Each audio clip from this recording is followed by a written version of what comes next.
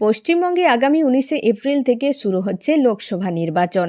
এবারের নির্বাচনে প্রায় 400 আসন পাওয়ার লক্ষ্যমাত্রা নিয়ে ঝাঁপিয়েছে বিজেপি। 2024-এর লোকসভা নির্বাচনে কোন দল কতগুলি আসন জিতবে তা নিয়ে ইতিমধ্যে বিভিন্ন সংস্থার সমীক্ষার ফলাফল সামনে এসেছে।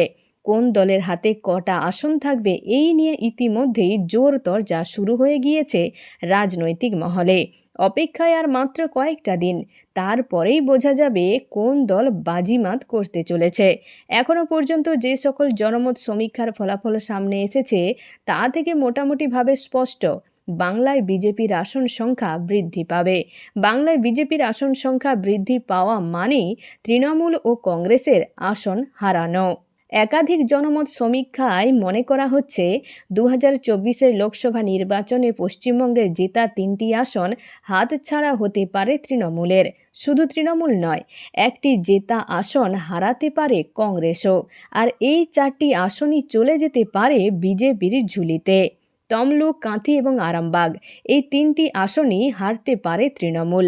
তমলুকে 2019-এর লোকসভা নির্বাচনে তৃণমূলের টিকিটে জয়যুক্ত হয়ে সাংসদ হয়েছিলেন শুভেন্দু অধিকারীর ভাই দিব্যেন্দু অধিকারী। আবার কাঁথি লোকসভা কেন্দ্রেও 2019 সালের লোকসভা নির্বাচনে তৃণমূলের টিকিটে জয়লাভ করেছিলেন শুভেন্দু অধিকারীর বাবা শিশির অধিকারী। এবার এই দুটি কেন্দ্র বিজেপির ঝুলিতে যাবে বলেই মনে করা হচ্ছে একাধিক জনমত সমীক্ষায়।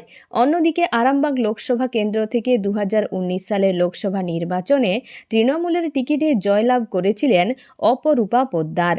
এই কেন্দ্রটিও তৃণমূলের হাত থেকে চলে যেতে পারে বিজেপির ঝুলিতে বলেই মনে করা হচ্ছে।